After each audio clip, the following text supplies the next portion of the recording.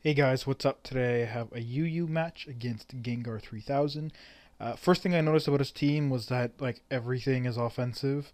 I mean, potentially Zapdos could be defensive and Arcanine possibly, um, but I'm thinking it's just pure hyper offense. So I'm gonna do the Registeel because I know there's a couple guys on his team that don't like rocks, which is half of them, and even the other ones, the two of them resist, but it's still it's gonna help me score KOs that I wouldn't otherwise get without them.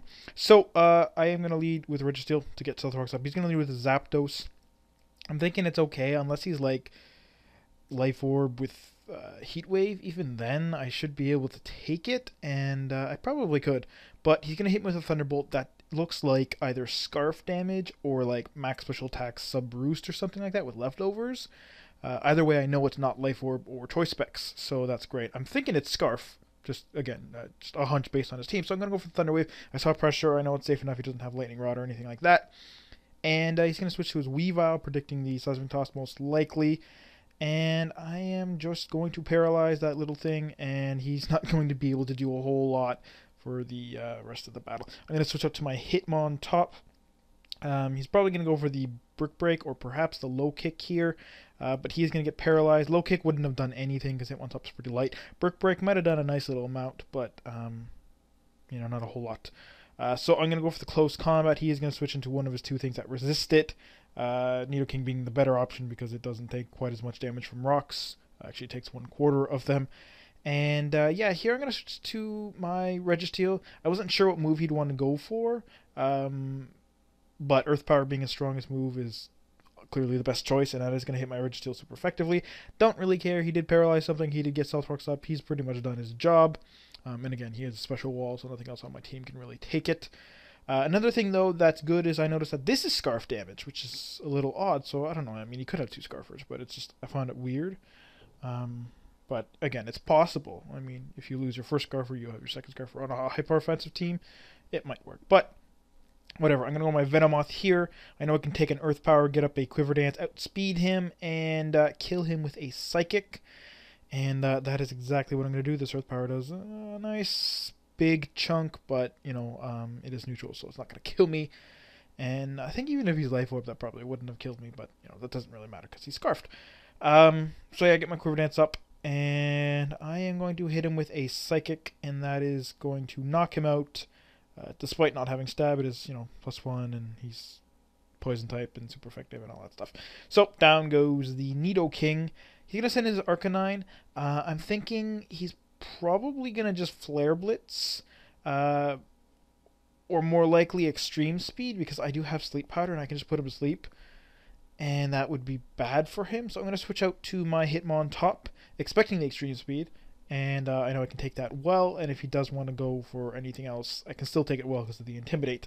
Slowbro might have been a slightly better option, I'm not really sure, but I figured at least he doesn't have the super effective hit on me with Wild Charge. But he is going to Flare Blitz, like I said. It's kind of weird because I could have just put him to sleep and then he would have basically got swept. But yeah, he's going to switch out, and I'm just going to go for the Stone Edge, which finally redeems itself and makes it worth the slot. Most people don't run Stone Edge on Hitmontop, but I just find it useful in situations like this where you're, against flying types and stuff like that.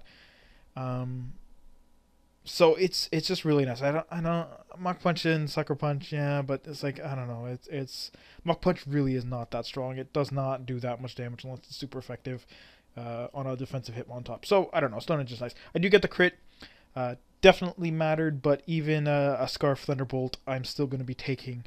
But obviously that would have done a nice amount of damage, and I could have missed and stuff. But I got a crit, so that's kind of what happens when you use moves with higher critical hit chance. So I'm gonna go with my Slowbro. He's gonna bulk up on his Machamp, and then he's gonna hit me with a Stone Edge. I thought at first, wait, what if he's Guts, and then I get the burn, and I'm like, wait a minute, no, he's got Stone Edge. He's obviously gonna be no guard.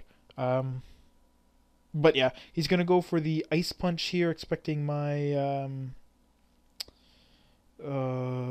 thing. I just forgot its name. The rock, or not rock, ground ghost,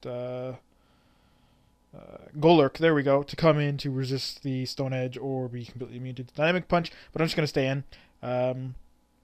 and then hit him with another Scald. Here he's going to go for the dynamic punch, and I'm like, crap, because basically my best bet of taking out his Sharpedo is to be near full health with my Slowbro and be able to Thunder Wave him. But I'm thinking here, if I don't get my Slack off, he can switch in now and just threaten me, and I'm kind of screwed because, again, as I said, I don't have Mach Punch. And even if I did on my Hitmontop, that's not going to kill him. But then again, Sharpedo's fast, not strong. Hitmontop can take a hit, intimidate, all that stuff, so it's fine. But I do get the Slack off, and I'm going to switch to Hitmontop here. He's going to get paralyzed once again, so this Weavile really isn't doing anything, which is kind of unfortunate, but, you know, that's... it's part of the game, I guess. It is very annoying. But I'm going to go for close combat. I do it at speed because of the paralysis. And he's just going to stay in because he no longer has his two guys that resist my close combat. And he doesn't really want to be taking it. Here he's going to switch into his Arcanine. I figured I might be able to take him on, but I have defense drops. And with the Intimidate, I'm not going to be killing him with close combat. Well, I probably will, to be completely honest. But I don't want to take a Flare Blitz. But I figured he'd want to go for the Wild Charge, expecting my Slowbro to come in to take the Flare Blitz. But he goes for the Extreme Speed instead, which either one of those is perfect for Golurk. He's not really that useful anyways, because he's just pretty slow. So, yeah, but, you know, he's immune to the move. Then I switch out to my Slowbro, wanting to get him killed with my Rocky Helmet and his Life Orb, and his Flare Blitz recoil wasn't necessary, but it did help because it actually went before the Life Orb recoil. So now his Arcanine's dead. He's going to send in his Sharpedo. I know I have enough HP to take his Crunch, even if he's Adamant Life Orb, as long as he's not like Choice Banded or anything, but he goes for Protect, so there's obviously no chance of him being Choice Banded. And yeah, I'm just going to let him hit with your Crunch. That's fine. Don't really care. I'm going to survive it unless he gets a crit, but he doesn't get a crit. And just paralyze him, and then, yeah, there's really nothing he can do about him being paralyzed anyways. So, yeah, I'm going to switch up to my Hitmontop. Even if he did, like, kill me, I have Victini, and now that he's paralyzed, there's no way he can outspeed my Victini, and I can just hit it with any move. And, yeah. But, no, Hitmontop comes in. He's going to go for the Earthquake just to switch it up, I guess, just in case maybe I want to go into Hitmontop. And Waterfall probably wouldn't have killed at that HP. Because, you know, it's Slowbro, and he's very defensive.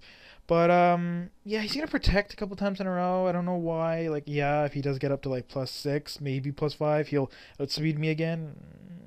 Maybe +4. I don't know, whatever. If he gets a bunch up. But it's like, I can still take a hit, and just every turn he protects, I'm just gaining more and more leftovers, and he's losing his chance to kill me with a Waterfall. So, that's a little weird. He finally gets paralyzed here on his second attempt to protect, and I'm going to hit him with a close combat, and he's going to die. And that's the end of the battle. So, first time I've seen, like, a really, really hyper offense team.